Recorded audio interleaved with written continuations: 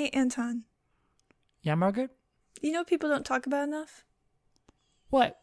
How quickly this society falls in line with Wilhelm.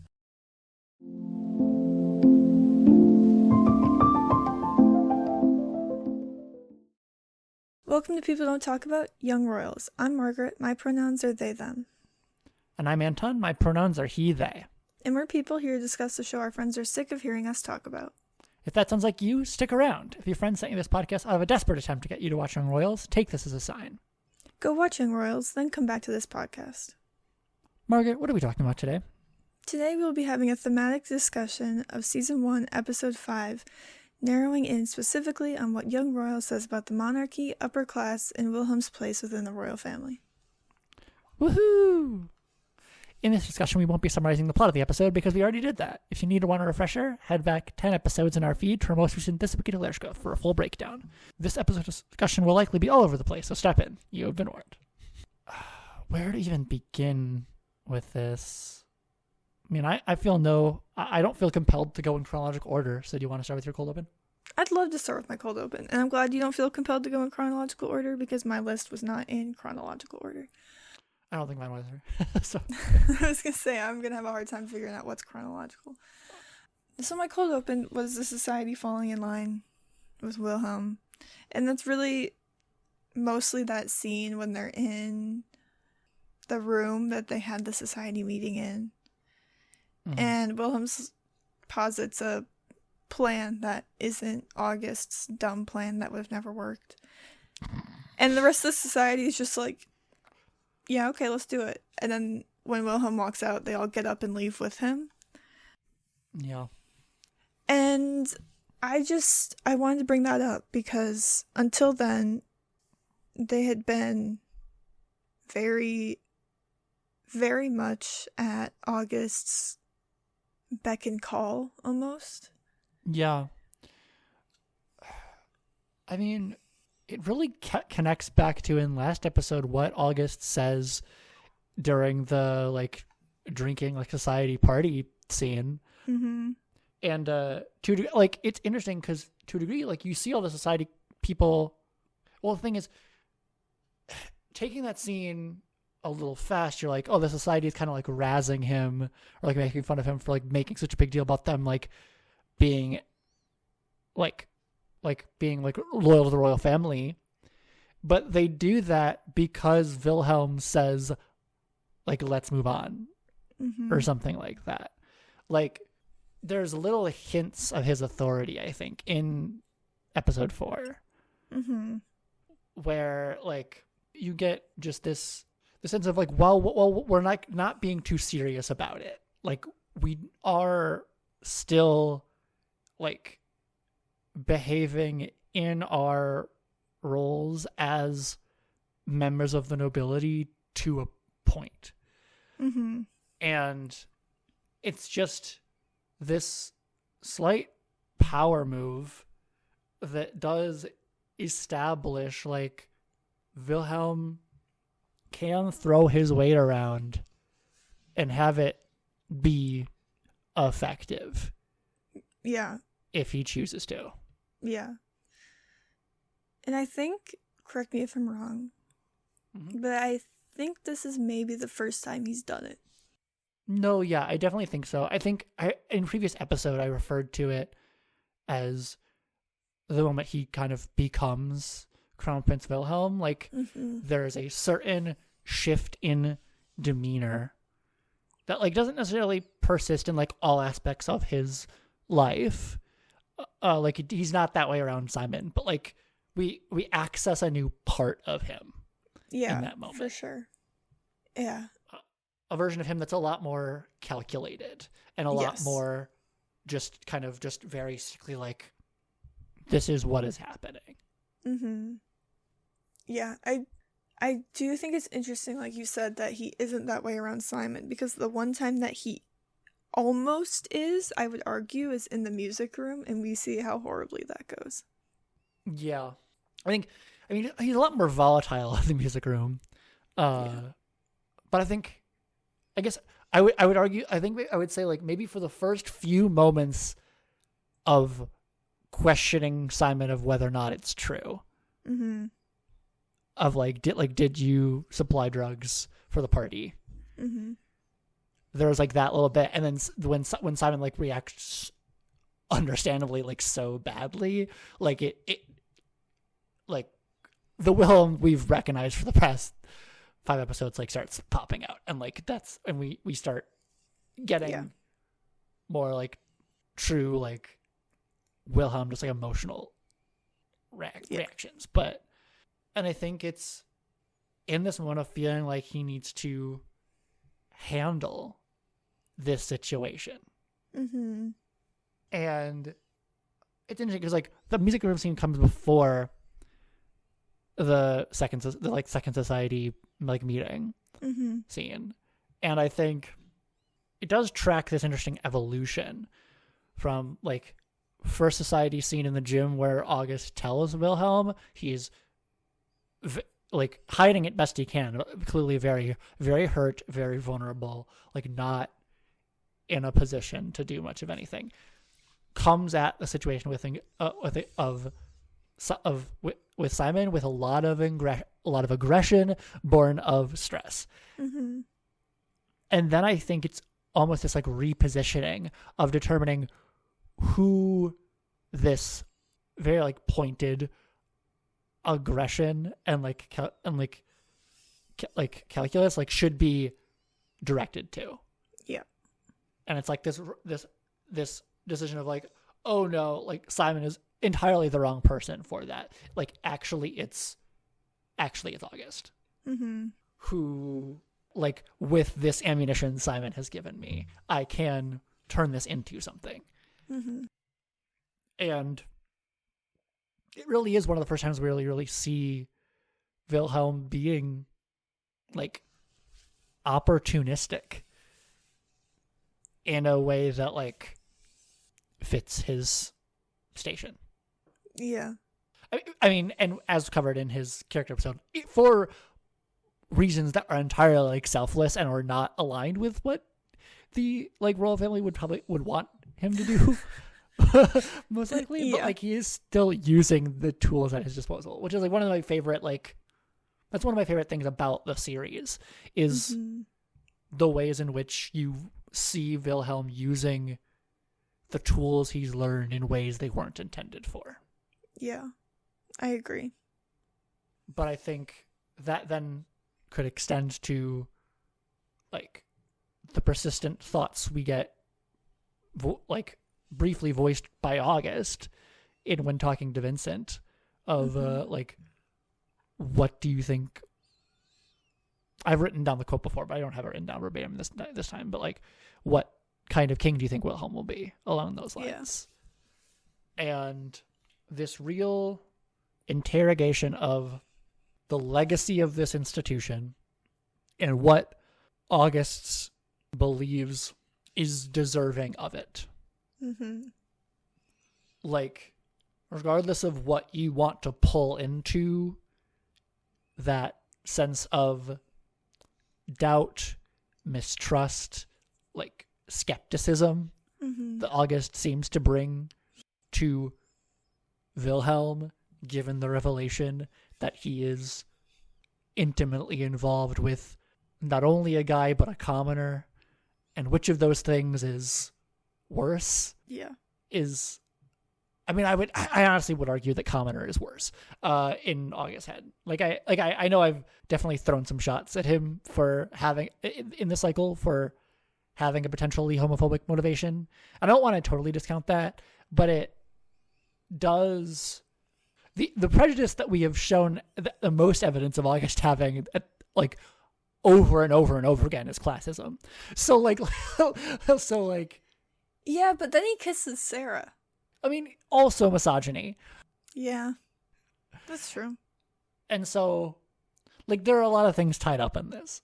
It's very, very, very complex, very, very, very clearly. But it presents a situation where there are many ways in which a very traditional member of the royal family, tangentially, though it may be in the case of August, would view Wilhelm's relationship with Simon as questionable. But a notable one that August had a problem with Simon specifically around is his class.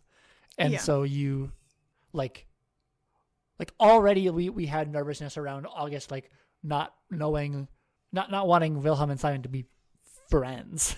And you get a situation where August now well and truly is questioning Wilhelm's judgment, full stop, and just his, like, there's really no other way to take it other than, like, his ability to remain faithful to the power structures in place. Yeah. There's not really many other ways you can take that, which I think is part of the reason why we don't really need to get a full outline of all of what August's, like, stated fears are. Like, there really is, like, only one. But I think also part of the reason why we're not given coherent fears is that they're not coherent because they're also tied up in a lot of jealousy too. Like I truly, there are very ideological teenagers, but like the degree to which an 18-year-old would feel so passionately about, like, without, like, the emotional investment of, like, this is a guy who I don't think, like, deserves what he has. Like, there's a lot of, there is belief there, but then there's also just the raw emotion of, I want that, and you're not treating it with the respect I think it deserves. Yeah. I mean, it's impossible to say how August would feel if he didn't benefit from being, like, if he wasn't their second cousin, would he feel the same? Who knows? Yeah. But being that, like, so close to being in the royal family without being in the, you know what I mean? Like, yeah, I mean, it's the so close and so far aspect of his character that is really fundamental to who he is. Like, it has, whether by circumstance or by like unconscious choice, he has let it define him. Yeah. Like, in Eric's absence, he has clearly manifested a lot of social capital. And the presence of Wilhelm, undoubtedly, despite him being younger, threatens that social capital. And his approach in the initial part of the series is to get Wilhelm on his side to collaborate on this project. I mean, effectively continue what he and Eric were. Yeah. From what we can tell. The more that becomes unsuccessful, and with August's declining circumstances, you just get a situation where, well, if I can't get you on my side, like, that's the one thing that I think we haven't fully spelled out, but, like, that's the one thing the society moment I think really demonstrates to August in that moment is he stops trying to get Wilhelm on his side, and then it becomes about taking him down. Yeah, I agree. Yeah. And I think he maybe started to see that shift in previous episodes, but I think it was really finalized in this episode. Yeah. Because he starts this episode, like, calling after Wilhelm after breakfast and, like, trying to strike up a conversation. And, like, there is a certain distance to that. Like, we've talked about how, like, he does feel more calculated in those like bonding moments with Wilhelm, because he's trying to get a read on, like, who, like, what don't I know about this person, like what is deeper here. But he is still, like, in all of his actions, like, still finding a way to collaborate, and then fully stops in this episode at the end. Yeah. I guess before we fully move away from this insanity, I'm trying to parse out if we have any thoughts about Simon that we haven't covered from this angle. Like his position in the music room scene, I think does merit discussion. Yeah. Because he is being placed in a position through Wilhelm's words, arguably through his intentions, but it's so jumbled in that scene. Like parsing one from the other is difficult. Like he is hearing, the royal family can't be disadvantaged here. Like can't be scandalized. Right. And there truly is, I think, nothing. Part of the volatility of that scene on Simon's end is there's very few other scenes before this one that I think really remind Simon who he is relative to Wilhelm. Yeah. Like he's been called Sosa by August and like demeaned in that way by a lot of other students, but like truly hearing like your education and your opportunities like do not matter as much as the royal family not having a drug scandal. Right. Truly wild, and like as icky as it feels to really be truly taking it out on Wilhelm in that moment, you fully contextualize his like emotional position of like I don't want to feel unimportant in this. Right.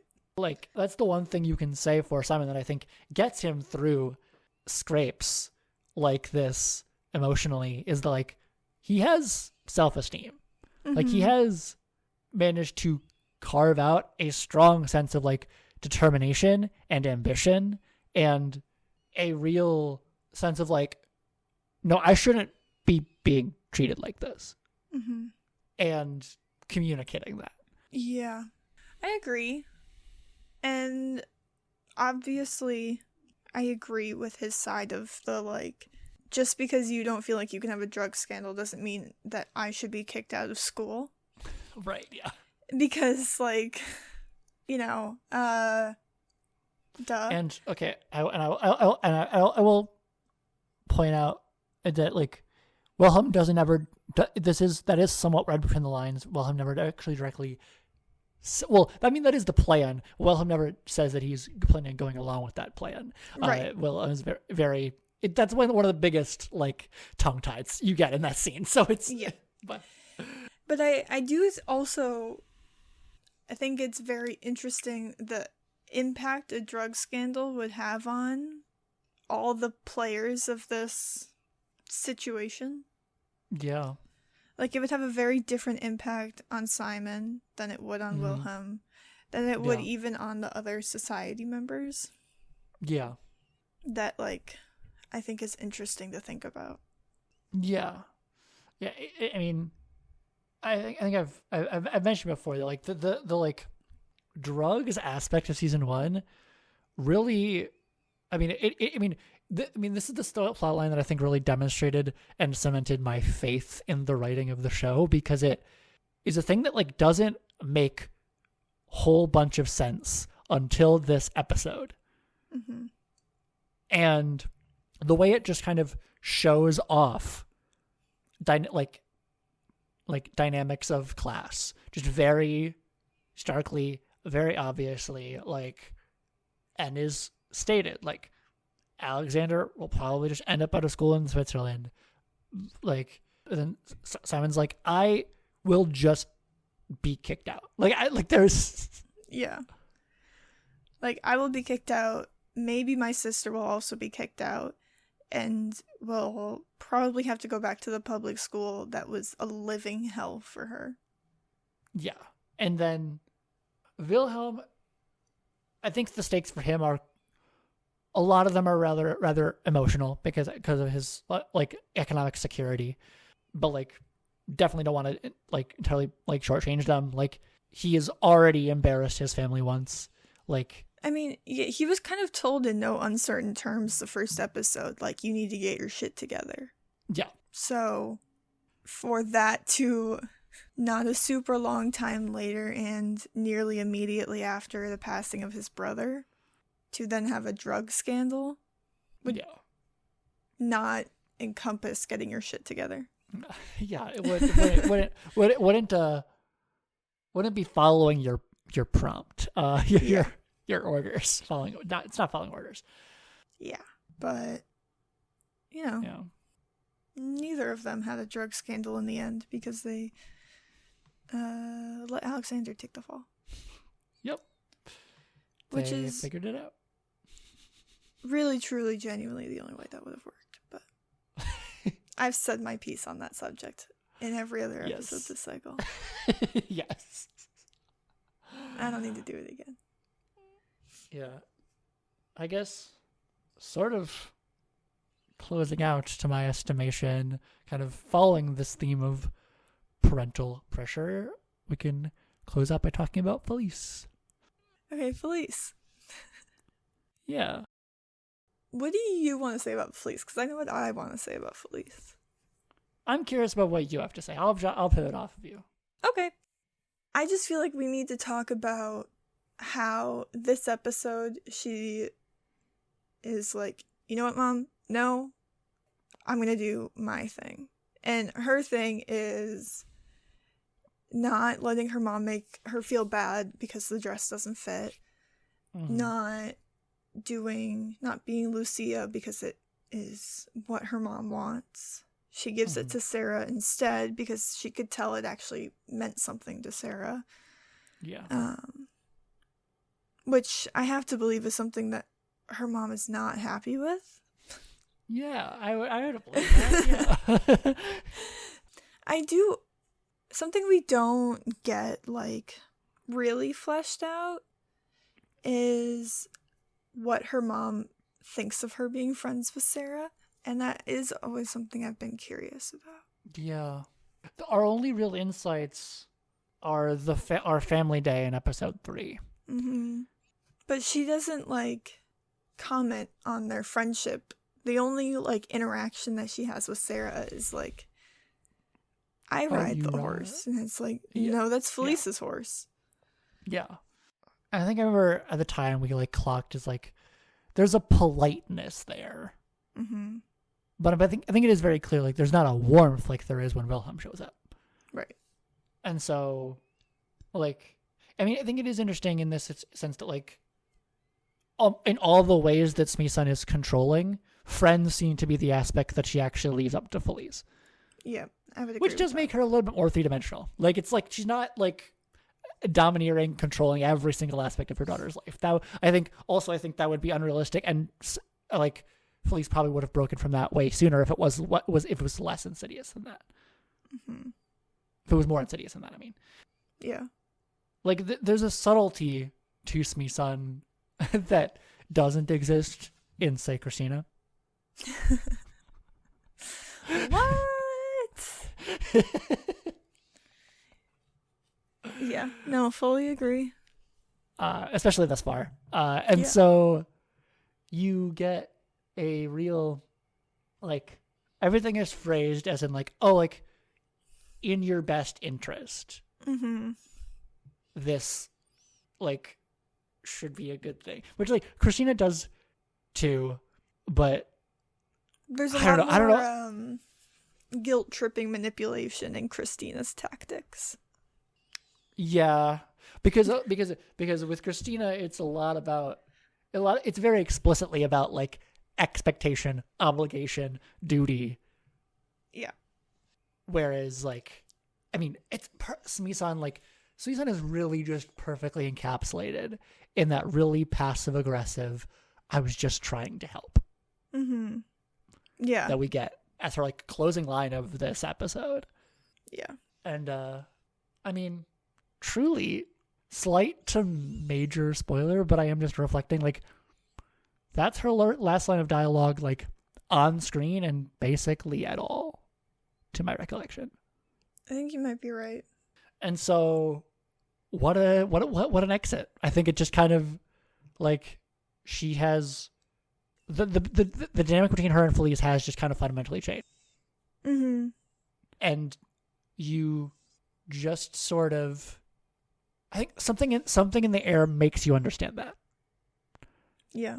Especially after Lucia, like there's a little bit of uncertainty like after she like leaves, but like once Lucia happens, like well and truly, it's like, yeah, and it is kind of interesting how quickly Sweet Son is like, I've lost control, mm-hmm.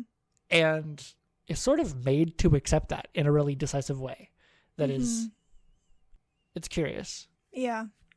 I do think that moment is, I don't even know if we see Felice's mom, like, at Lucia. I cannot remember. I know we see her before, but I don't know if we see her in the room. I think we see her reaction to Sarah walking in. I'm pretty sure. Okay, that's what I thought.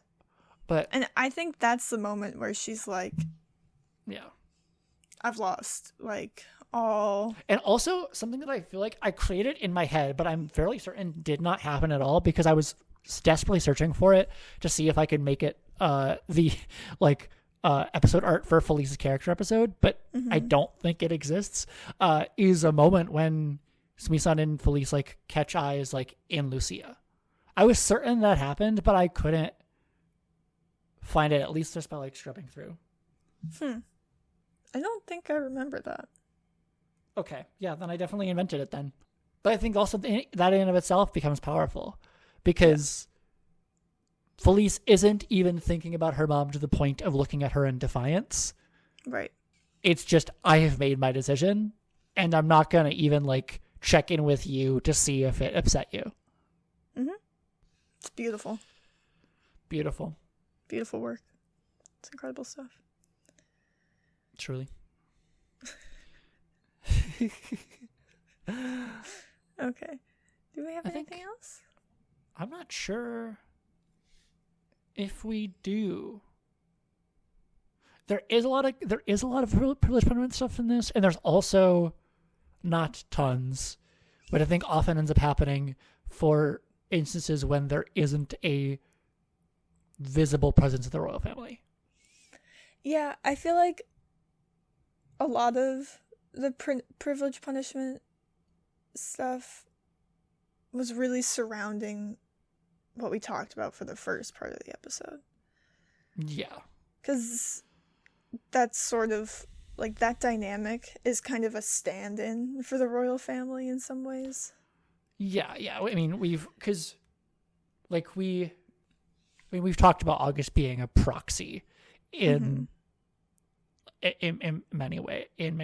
Mm-hmm. I mean, because it is kind of quite literal. He promises Eric to take care of Wilhelm, and then after Eric's death, he promises Christina the same thing.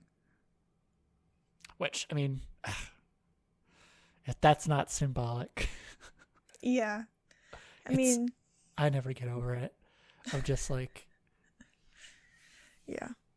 The things that obviously the things that August does are not, we will see, are not endorsed by the royal family.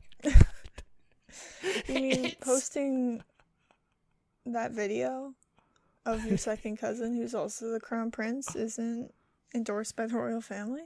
That's not crazy. Kosher. Wow. Yeah. Whoa.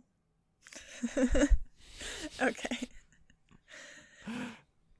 Thank you for listening. If you'd like to keep up to date with when we release new episodes and other pod-related announcements, you can check out our Instagram or our threads at People Don't Talk About. Our next episode will be purple and orange, so stay tuned. And with that, all that's left to say is, let's start a revolution, baby.